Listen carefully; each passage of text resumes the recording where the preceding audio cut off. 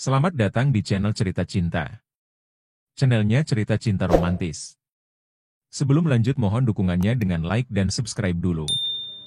Gairah dan pelarian cinta, bagian 23. Syarat yang harus dipenuhi. Bahwa kamu yang bersalah, Papa benar-benar kecewa sama kamu, Dit. Adit hanya bisa menundukkan kepala, terlihat sekali ia merasa terpojok dan tidak bisa berbuat apa-apa. Ia sadar posisi dia lemah, percuma ia berkelit malah membuat suasana semakin panas. Dan emosi bisa membuat hubungan dengan orang tuanya malah bisa semakin renggang. Pak, Adit pasrah. Untuk masalah kesucian Tasya, Adit tidak akan membantah sama sekali. Tetapi Adit punya alasan tertentu, kenapa Adit sampai saat ini belum bisa menerima Tasya. Tolong sekali ini Papa dengerin Adit, kata Adit berbicara dengan suara berat dan bergetar. Alah, itu hanya alasan kamu saja, Dit, ucap Tasya menyambung perkataan Adit.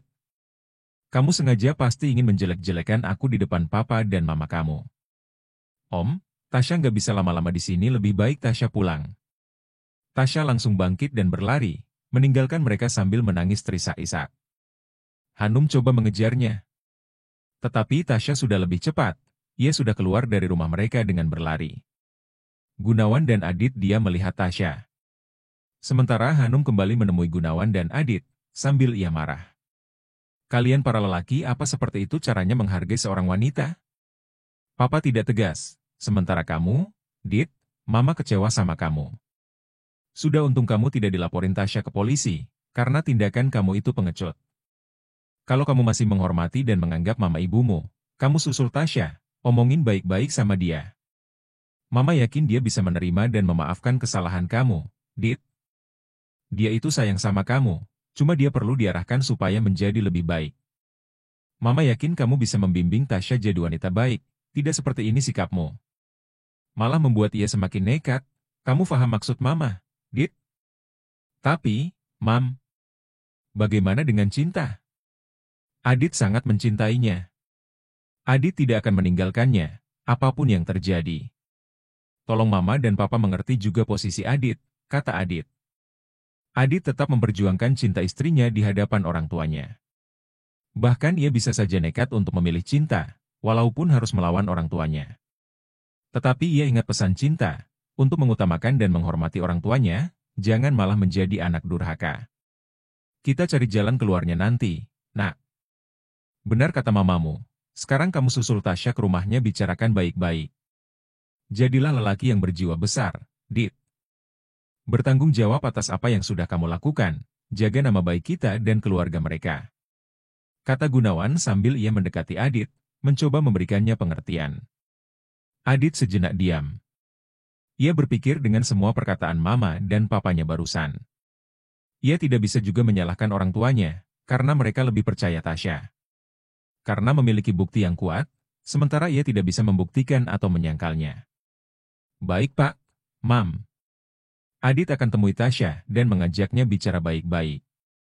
Adit pergi dulu, kata Adit sembari mencium buku tangan Papa dan Mamanya. Adit bergegas keluar menuju rumah Tasya, yang berjarak hanya beberapa meter dari rumahnya. Pov cinta. Setelah kepergian suamiku ke Surabaya, aku sendirian di rumah kontrakan, aku merasakan kesepian. Hampa, sunyi dan sepi rumah ini. Betapa pentingnya Mas Adit dalam hidupku. Aku tidak menyangka bahwa pernikahanku yang seumur jagung ini sudah mengalami cobaan. Semoga saja Tuhan memberikan kami jalan untuk menyelesaikan masalah dan menghadapi masalah itu sendiri. Untung saja Mas Adit meninggalkan ponsel untukku berkomunikasi. Apa aku telepon Mbak Dewi saja ya, atau Mbak Jelita? Ya Mbak Jelita saja, aku kangen dia, gumamku dalam hati. Aku mencari nomor ponsel Mbak Jelita. Karena kemarin Mas Adit bilang, bahwa ia sudah memasukkan nomor kontak Mbak Jelita. Tut. Tut. Tut. Ya halo, Dit.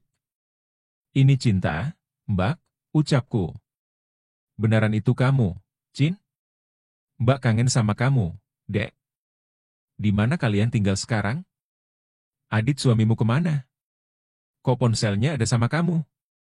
Gimana kabar kamu dan kandunganmu, Dek? Ucapnya dengan berbagai pertanyaan. Aduh, Mbak. Satu-satu Mbak nanyanya, kataku menanggapi beberapa pertanyaannya. Iya, iya. Begini saja, Dek. Kamu WA aja alamat kamu sekarang, Mbak mau main ke rumah kalian. Mumpung Mbak nggak sedang sibuk nih, katanya dari sambungan telepon selulernya. Aku segera mengirimkan alamat kontrakan. Sambil menunggu Mbak Jelita datang. Aku membuka nama-nama di ponsel Mas Adit, termasuk di sana ada nama Mbak Yesi. 1,5 jam kemudian. Ting, tong. Suara bel berbunyi. Aku bangkit dari sofa, dan segera melihat dulu siapa yang datang. Setelah melihat yang datang itu adalah Mbak Jelita, barulah aku membukakan pintu. Cinta, serunya kegirangan, ketika melihatku membuka pintu. Mbak Jelita, kataku berteriak kegirangan. Kami berdua langsung berpelukan cipika-cipiki. Menumpahkan rasa rindu setelah beberapa hari aku kabur, tanpa memberikan kabar kepadanya sama sekali. Masuk, Mbak. Maaf rumahnya kecil, hehe, ucapku mempersilahkan Mbak Jelita masuk. Mbak Jelita langsung masuk ke dalam rumah.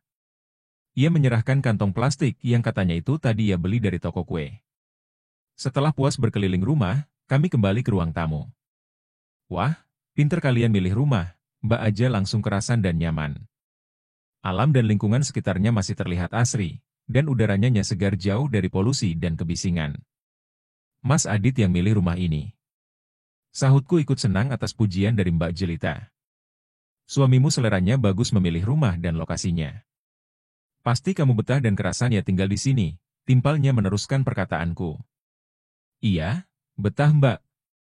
Udaranya segar, dan aku juga bisa berkebun di belakang rumah kalau sedang suntuk. Kataku menanggapi perkataan Mbak Jelita. Iya, Cin. Kamu terlihat semakin cantik, kelihatan sekali kamu bahagia ya sama Adit. Kata Mbak Jelita mulai bertanya serius. Aku mengangguk seraya tersenyum. Syukurlah kalau begitu, Mbak juga ikutan senang mendengarnya. Kemana suamimu, Dek? Kok ponselnya ada sama kamu? Tanya Mbak Jelita sedikit heran, ponsel Adit ada di tanganku. Sedang tugas ke Surabaya, Mbak. Mas Adit sengaja memberikan ponsel ini untuk komunikasi kami. Kan, Mas Adit masih punya satu lagi ponselnya. Kataku menjawab pertanyaan Mbak Jelita, dengan memberitahu, kalau Mas Adit ke Surabaya sedang bertugas. Aku sengaja merahasiakan masalah kami. Aku tidak mau masalah ini menjadi besar, dan diketahui oleh keluargaku. Mbak Jelita menelepon suaminya dan meminta izin padanya, untuk menginap di rumah kontrakanku, menemaniku malam ini. Cin, kamu sedang melamun apa? Apa yang sedang kamu pikirkan, Dek? Nggak ada, Mbak. Mungkin karena kecapean saja, Mbak. Dah yuk kita ke kamar, kataku menutupi dan mengajak Mbak Jelita ke kamar. Saat tengah malam, aku berlari dalam kegelapan, berlari ke arah cahaya yang terang tersebut. Aku melihat seorang lelaki duduk memunggungiku dengan seorang gadis. Mereka seperti sedang berbicara, tanpa sekali si lelaki terkesan cuek. Tetapi ia berusaha mendengarkan omongan si gadis itu. Kemudian mereka berbalik badan, ketika itu aku terbelalak dengan mulut yang menganga. Karena ternyata pemuda itu adalah Mas Adit. Ia melihatku dan memberikan senyuman yang indah, dan mencoba melangkah ke arahku.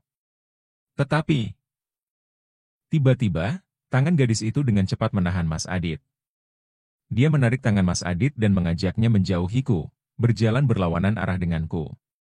Mas Adit berteriak memanggil namaku, sambil ia mengulurkan tangannya mencoba menggapaiku. Aku juga menjulurkan tanganku, mencoba menggapai tangan Mas Adit. Tetapi gadis itu berusaha kuat untuk menjauhkan Mas Adit dari jangkauanku. Aku berteriak kencang memanggil namanya. Mas Adit. Pov Tasya. Aku keluar meninggalkan rumah Om Gunawan saat Adit akan membuka aibku. Dan itu sesuai rencana Tante Hanum, yang ia bisikan tadi pagi. Selain itu juga mengalihkan perhatian Om Gunawan, agar Adit tidak sampai membeberkan keburukanku dengan papanya. Sesampainya di dalam rumah, aku segera menuju ruang keluarga, untuk memikirkan langkah dan rencanaku selanjutnya. Aku berharap Tante Hanum memberikan kabar tentang apa yang terjadi di sana. Aku menghempaskan tubuhku di sofa. Mencoba untuk menenangkan emosi, yang sempat terpancing oleh perkataan Adit tadi. Kuseka air mataku, sambil menghela nafas panjang, mengaturnya agar teratur kembali. Ting ting. Ponselku bergetar, sebuah WA masuk dari Tante Hanum. Syah, Adit sekarang menuju ke rumahmu. Mama serahkan semuanya pada kalian. Mama harap kalian berdua bicara baik-baik. Mama pasti dukung kamu, Syah. Setelah kubaca pesan dari Tante Hanum, Mama Hanum, segera aku kubalas pesan itu. Makasih, Mam. Doakan rencana Tasya berhasil. Aku segera menyusun plan C, berharap rencanaku kali ini berhasil dan bisa dinikahi oleh Adit. Oh ya, obat parangsong dan bubuk basudil mesti kuambil dulu. Sebelum Adit sampai, batinku berkata. Aku segera mengambil 2 bungkus plastik, yang masing-masing sudah kutandai fungsi dan kegunaannya. Kumasukkan ke saku celana dan segera menuju dapur untuk kusimpan di sana. Ting, tong. Suara bel berbunyi nyaring. Pasti itu Adit, pikirku di dalam hati. Aku mesti memasang wajah kesal, marah dan kecewa padanya supaya ia merasa bersalah. Aku bergegas menuju pintu depan, dan setelah pintu dibuka. Syah, boleh aku masuk? Kata Adit, ramah dan sopan. Buat apa kamu kesini? Mau menjelek-jelekanku lagi atau mau menghakimiku? Puas kamu, telah bikin aku menderita seperti ini, Dit? Bentakku, sambil menutup pintu. Tunggu, Syah. Jangan tutup pintunya, ucap Adit mencoba mencegah. Ia menghadang daun pintu dengan tangannya. Kuakui, aku salah dalam posisi ini. Tolong, Syah. Kita bicarakan baik-baik. Aku melemah dan memberinya kesempatan. Dengan pergi meninggalkan Adit, berjalan menuju ruang keluarga. Adit menyusulku menuju ruang keluarga. Setelah sekian lama, baru kali ini ia kembali bertandang ke rumah opaku. Duduk, ucapku datar, tanpa melihat ke arahnya. Ia duduk di hadapanku, sambil mengatakan, terima kasih, Syah. Masih ada kekakuan dan kecanggungan di antara kami. Hening dan diam, belum ada yang berniat memulai pembicaraan. Namun sesaat kemudian, aku jengah dan mulai bicara padanya. Apalagi yang mesti kita bicarakan, Dit? Kataku tegas, memasang muka datar. Masih belum puaskah kamu, telah membuat hatiku hancur sehancur-hancurnya? Jika kamu tidak mau bertanggung jawab atas apa yang sudah kamu perbuat padaku, aku bisa menerimanya. Biarlah kuanggap itu sebagai bukti rasa cintaku padamu. Tetapi, yang patut ku sesali, aku telah salah mencintai seorang lelaki. Lelaki pengecut. Aku memandang sinis wajah Adit, marah, kecewa, cemburu bercampur menjadi satu.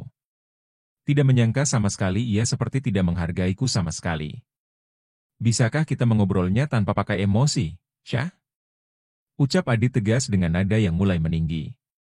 Seharusnya aku yang marah padamu, Syah. Tapi aku juga sadar bahwa apa yang kulakukan dulu kepadamu itu salah. Aku datang ke sini ingin bicara sama kamu, ingin bicarakan baik-baik permasalahan kita ini. Aku menghela nafas, berusaha menurunkan emosi dan tensiku. Emosi yang diliputi rasa cemburu, karena Adit telah menjadi milik wanita lain. Entah kenapa, aku kembali melinangkan air mata. Air mata luka, tumpah tak terbendung lagi. Hapus air matamu, Syah. Kamu tidak pantas menangisi lelaki sepertiku. Yang hanya bisa memberikan luka dan sakit hati padamu, ucap Adit, sambil menyerahkan sapu tangannya padaku. Aku menyambut uluran sapu tangan dari Adit, dan mencoba menenangkan diriku. Kamu pasti tidak tahu, rasanya sakit, Dit, sakit sekali. Apa yang kamu lakukan itu benar-benar menusuk jantungku. Jika kamu tidak bisa memaafkanku, bunuh saja aku, Dit. Supaya kamu puas, karena telah membalaskan dendam kematian Ayu. Iya, kan? Kataku dengan suara bergetar, menahan emosi dalam jiwaku. Adit bergeming, tidak bersuara sama sekali. Seakan ingin memberikan kesempatan bagiku untuk bicara, mengeluarkan semua yang ada dalam hatiku. Aku memang bersalah, telah mengakibatkan Ayu meninggal. Jujur, aku tidak berniat mencelakai Ayu, Dit. Semua itu terjadi tanpa sengaja. Saat itu aku hanya ingin memberi pelajaran pada seorang bapak-bapak yang dulu ingin mencelakaiku, pada saat kita bersepeda dulu. Kamu masih ingat kejadian itu, Dit? Kejadian yang bisa mencelakai bahkan menghilangkan nyawaku saat itu. Adit pun menanggapi perkataanku. Iya, aku ingat. Dan tidak mungkin melupakan kejadian itu, Syah. Tetapi, apa kaitan antara kematian Ayu dengan kejadian itu, Syah? Cecar Adit kemudian. Jangan-jangan kamu hanya mencari-cari alasan saja. Aku langsung berdiri, dan berkata dengan lantang pada Adit. Terserah kamu, Dit. Kalau kamu tidak mau mendengar penjelasanku, keluar saja sekarang. Pergi. Aku berusaha meninggalkannya di ruang keluarga, namun tiba-tiba Adit menahan tanganku. Maaf, Syah. Aku tidak bermaksud untuk membuatmu marah. Ceritakan semua kejadian itu, agar salah paham ini bisa kita selesaikan baik-baik. Aku akan mendengarkannya, tanpa memotong perkataanmu. Aku kembali duduk, mengatur nafasku. Emosiku yang tadi meledak-ledak, kini berangsur-angsur turun. Kamu tahu, selama ini aku terus dihantui rasa bersalah karena menyebabkan kematian Ayu. Awalnya, aku hanya cemburu ketika mengetahui kamu jadian dengan Ayu. Tetapi, tidak mungkin aku sampai hati mencelakai Ayu, bahkan berniat membunuhnya. Tidak. Aku tidak akan menggunakan cara licik seperti itu, Dit. Tetapi kenyataan yang terjadi, adalah Ayu menjadi korban. Ya, aku saat itu terus mengawasi kamu dengan Ayu, Dit. Cemburu dan marah melihat kedekatan kalian sebagai sepasang kekasih, tetapi aku tidak mau kamu sampai tahu bahwa selama ini aku terus membuntutimu. Aku sempat menguntitmu saat terakhir kamu dan Ayu bercengkrama, mengobrol di kantin sebelum terjadinya peristiwa itu. Seketika suasana ruangan menjadi hening. Adit terlihat merenung dan mungkin berpikir, ada kecemasan di wajahnya saat ini. Syah, tolong kamu jawab dengan jujur. Apa kamu yang melakukan tabrak lari itu? Tanya Adit, jelas dan tegas. Aku mengganggukan kepala. Aku hanya ingin membuatnya ingat, atas apa yang telah ia lakukan waktu itu. Namun sebelum lelaki itu terluka dan tertabrak mobilku, tiba-tiba seorang gadis berlari dengan cepat ke arah lelaki itu. Yang tidak menyadari, bahwa ada mobil yang akan menabraknya. Gadis itu berlari sambil berteriak ke arah lelaki itu. Aku yang sedang memacu mobilku dengan sangat kencang, seketika terkejut dan panik, dan berusaha menginjak rem sekuat tenaga. Tetapi mobilku tetap melaju, malah berputar sampai 180 derajat. Sayangnya, Ayu tidak bisa luput dari tabrakan maut itu. Bukan begitu, Syah? Sambung Adit dengan wajah yang memerah karena emosinya mulai naik. Aku mengangguk, mataku kembali berkaca-kaca. Gadis itu terhantam mobilku, Dit. Ia terpental beberapa meter ke sisi kiri. Pada saat itu, aku tidak tahu, kalau ternyata gadis itu adalah Ayu, kekasihmu. Aku panik dan langsung kabur, kupacu mobilku dengan kecepatan tinggi. Menjauh sejauh mungkin dan menghilang, agar tidak ada satupun yang mengetahui kejadian itu. Setelah selesai bicara, aku tertunduk malu menyesali semua yang telah terjadi. Andai saja, aku bisa menahan emosiku, mungkin saat ini Ayu masih hidup. Dan Adit tidak akan membenciku meskipun mungkin, akan tetap memilih Ayu untuk menjadi pendamping hidupnya. Aku tidak berani menatap Adit, pasrah menanti reaksinya. Lama kami diam, namun tidak ada sepatah kata pun terlontar dari bibirnya. Lalu aku kembali berucap. Aku siap mempertanggungjawabkan semua yang telah kulakukan, Dit. Jika itu bisa membuatmu puas dan bisa memaafkan kesalahanku. Aku sudah tidak kuat lagi membohongi kamu, aku sering dihantui rasa bersalah. Hidupku tidak tenang setelah kejadian itu, Dit. Aku pasrah jika kamu ingin membawaku ke pihak berwajib sekarang. Adit tak menyahut, hanya dia menundukkan kepala. Entah apa yang ia rasakan setelah mendengar semua penjelasanku tadi. Bersambung.